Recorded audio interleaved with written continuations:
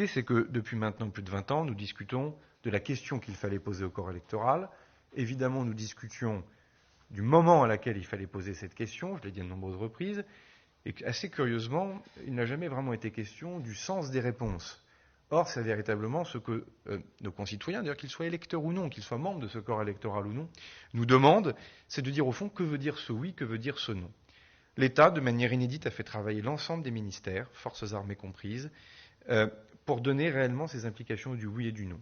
On l'a fait sur la base d'un document en tête de la République, qui n'est pas un document co-construit, c'est un document que l'État va assumer, mais sur lequel il était impensable pour nous, évidemment, de le publier sans avoir eu un temps d'échange avec un certain nombre de questions que nous avons posées aux différentes formations politiques calédoniennes. Ce document, il est déjà dans sa version 2, suite aux différents échanges que nous avons eus ces derniers temps avec la formation politique. Je pense qu'il va aller vers une version 3 prochainement, puisque suite à la grande discussion que nous avons eue, cette écoute profonde avec la société civile en Nouvelle-Calédonie, nous allons également prendre le temps de partager ce document, pas pour le négocier, j'insiste, en plus les formations politiques sont légitimes dans une démocratie représentative, mais pour partager les tenants du oui et les tenants du non, notamment avec le monde économique, qui est présent, comme vous le savez, à Paris, et qui lui aussi, et c'est bien légitime, est en attente de clarification. Je tiens à le dire, contrairement à ce que l'on peut penser depuis Paris, mesdames, messieurs, cette demande de clarification, elle émanait peut-être historiquement davantage des formations politiques indépendantistes que des formations politiques loyalistes, c'est factuel. Il faut y voir là aussi un respect des formations politiques indépendantistes dans leur combat pour l'indépendance et dans le processus de décolonisation. Que l'État ait l'humilité de considérer que le oui existe avec beaucoup de crédibilité, c'est une étape historique dans notre processus.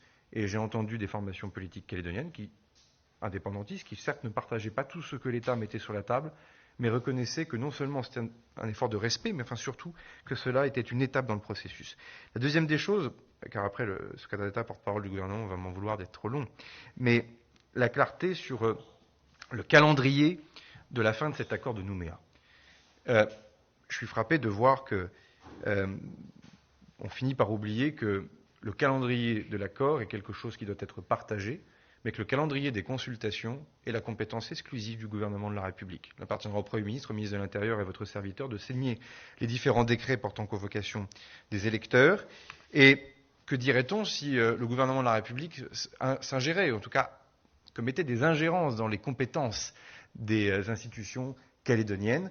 Et donc évidemment, nous tenions à avoir un discours et un dialogue franc avec les différentes formations politiques présentes à Paris. Et il est clair que je dois vous avouer que le premier jour de ces discussions, notre décision n'était pas complètement prise sur la date de ce référendum. Et au fond, les échanges ont permis de démontrer qu'il y avait une forme d'urgence à travailler, je vais y venir dans un instant, au jour d'après. Et pour ne pas perdre plus de temps, puisque ce référendum a été demandé vite. Je rappelle que les formations politiques indépendantistes n'étaient pas obligées de le demander aussi vite, mais elles ont tenu, par-delà même, à marquer le fait aussi qu'elles souhaitaient que l'État tienne sa parole sur l'organisation de ce troisième référendum. Eh bien, non seulement l'État va tenir sa parole, mais également nous considérons que l'intérêt général, au titre de la visibilité, de la stabilité aussi de la vie politique, certes, mais enfin surtout économique, sociale de la Nouvelle-Calédonie, commandait de faire cette consultation référendaire le plus rapidement possible, dans les délais évidemment légaux et techniques possibles. Aussi, le gouvernement de la République organisera et convoquera les électeurs de la liste électorale concernés par cette consultation le 12 décembre 2021. Je tiens à préciser que cette date ne fait pas l'objet d'un consensus. Il ne faut pas dire des choses qui seraient inexactes, et que l'Union calédonienne présente à Paris a signifié que cette date n'était pas consensuelle. Néanmoins, il y a une convergence des parties prenantes pour que la fin de cet accord de Nouméa soit sécurisée. Et il apparaît que le faire le plus rapidement possible est une des manières, pas la seule, mais est une des manières de la sécuriser. Pas de consensus, mais convergence pour sécuriser la fin de l'accord de Nouméa, avec un risque que nous assumons, c'est évidemment que certains personnages politiques nationaux puissent être tentés d'une instrumentalisation de cette séquence à des fins peut-être liées à la campagne présidentielle. Moi, je forme un appel solennel ici dans mes fonctions de ministre, mais aussi comme personnage attaché à la Nouvelle-Calédonie, que les uns et les autres prennent leurs responsabilités. C'est l'image de la France et c'est notre honneur collectif que ce processus arrive à son terme dans de bonnes conditions. La troisième des choses, fixer une date de ce référendum, peu importe d'ailleurs en 21 ou en 22, à vrai dire, n'aurait eu aucun sens, ni en 21 ni en 22, j'insiste, si on n'allait pas vers le troisième élément qui est la clarté du jour d'après. Vous avez cette formule dans les accords de Nouméa où il est écrit que, notamment en cas de non d'ailleurs, le lendemain, les parties se réunissent pour examiner les effets ainsi créés. Autant que cette formule en 1998 était acceptable et acceptée par l'ensemble des personnes qui vivent sur le Caillou, autant que l'on soit indépendantiste ou non indépendantiste, autonomiste, partisan du maintien de la Nouvelle-Calédonie dans la République, peu importe, personne dans sa vie de femme et d'homme ne peut se satisfaire que le jour d'après fasse l'objet d'un flou aussi épais. Et ça aussi, c'est la responsabilité de l'État, parce que la Nouvelle-Calédonie, au moment où je vous parle, c'est la France, et c'est donc la responsabilité de la République aussi que de tracer un chemin de visibilité et de clarté dans ce jour d'après. Aussi, et ça, c'est l'État qui prend cette initiative politique dans le cadre des compétences que sont les nôtres, sans préjuger évidemment des compétences des institutions calédoniennes, mais nous restons dans le champ de nos propres compétences et j'entends à ce que celles-ci soient respectées, comme d'ailleurs je respecte celles des autres institutions. Je suis précis sur ce point, mais c'est très important. C'est d'ouvrir une nouvelle période. Au lendemain de ce référendum du 12 décembre 2021, ouvrir une période qui démarrerait du 13 décembre précisément, pour aller jusqu'au 30 juin de l'année 2023. Cette période de convergence, de discussion et de stabilité, je retiens le mot stabilité, cette période de stabilité, elle vient sécuriser, adosser sécuriser la fin de l'accord de Nouméa en s'adossant à elle. Que le oui l'emporte ou que le non l'emporte au mois de décembre de l'année 2021, vous aurez cette période dans laquelle il y aura un certain nombre de concertations et de discussions qui nous emmènera vers une période de transition. La République a pris cet engagement devant l'Union calédonienne, devant les formations politiques loyalistes connues, l'Avenir en confiance, Calédonie ensemble, l'ensemble des délégations prévues ici à Paris, qui sont venues ici à Paris, c'est d'avoir évidemment une période de transition. Cette période de transition, bien sûr, on a commencé à en parler, elle sera précisée. Nous avons commencé à la préciser dans le document du oui et du non. Je ne rentre pas dans les détails puisque je n'ai pas ce temps, mais je prendrai peut-être du temps cet après-midi avec les journalistes de Nouvelle-Calédonie pour approfondir cela. En tout cas, on a commencé à travailler avec précision à cette phase-là. Ça veut dire quoi? Si le oui l'emporte, évidemment, il faudra aller vers une quatrième ou une première consultation du nouvel ère, en tout cas. Une première consultation référendaire pour que le nouvel État puisse arrêter sa constitution. Pour la République française, ça sera aussi le moment et l'occasion de clarifier le lien qui devra unir ce nouvel État indépendant avec la France. On le sait très bien, les sensibilités indépendantistes sont foisonnantes en la matière. Certains promeuvent une indépendance assez stricte, d'autres au contraire une indépendance dite d'association. Ce débat n'a pas à être tranché ou évoqué avant le troisième référendum du mois de décembre.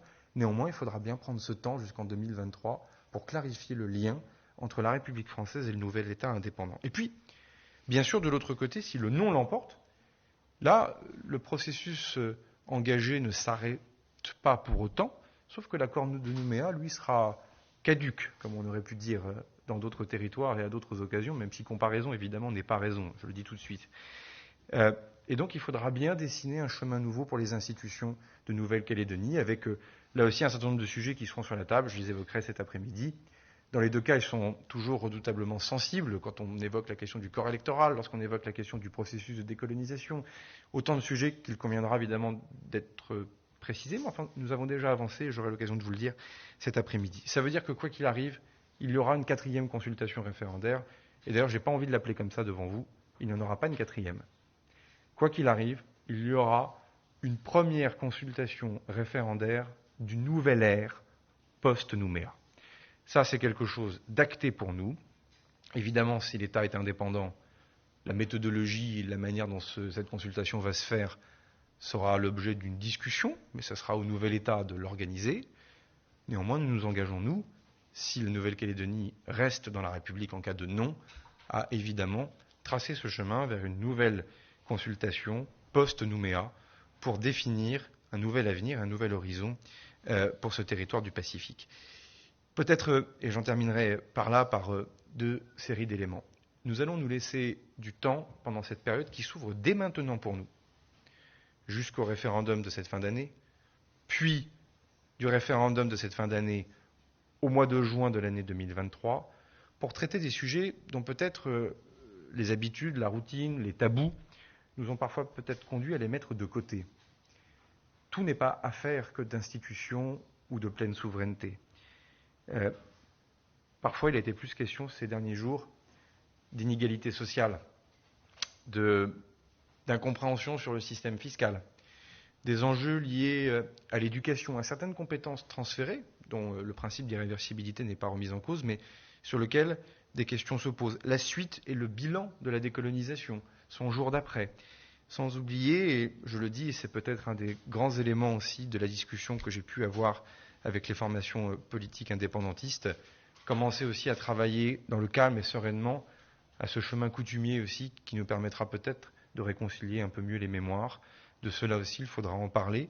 Et ce sont des sujets que nous mettons en responsabilité et sereinement sur la table. Maintenant, et pour conclure, pour que le porte-parole ne me déteste pas complètement, et encore moins la ministre en charge de la fonction publique, la transformation publique, vous dire que le dialogue continue, y compris avec les absents. Les absents ont tort, je l'ai dit. J'assume cette formule. Ce n'est pas parce qu'ils ont tort qu'il ne faut pas leur tendre la main. Et donc nous allons le faire. Je prendrai un certain nombre d'initiatives dans les jours qui viendront, par écrit, oralement. Il est évident que nous ne ferons pas sans eux. Il est évident aussi que nous entendons à ce qu'ils respectent l'État dans ses prérogatives, dans cet accord. On ne peut pas m'avoir dit pendant des semaines que l'État parfois avait été trop discret, trop absent. D'ailleurs, les deux camps le disent.